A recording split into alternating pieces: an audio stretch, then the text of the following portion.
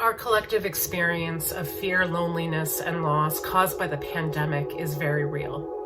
We could each share stories about the impact of COVID.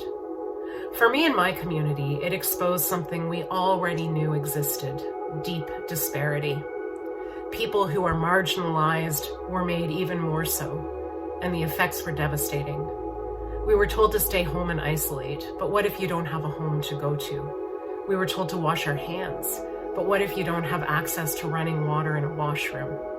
We were told to connect with family, friends, work, faith communities online, but what if you don't have access to the internet?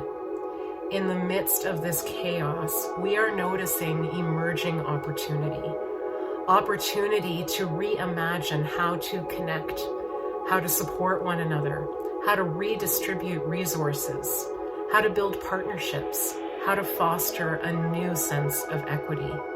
I believe the time for our city, Toronto, is right. We need to gather, to grieve and to hope, to dismantle old systems and begin rebuilding new ones. And this work can never be done alone. Please come.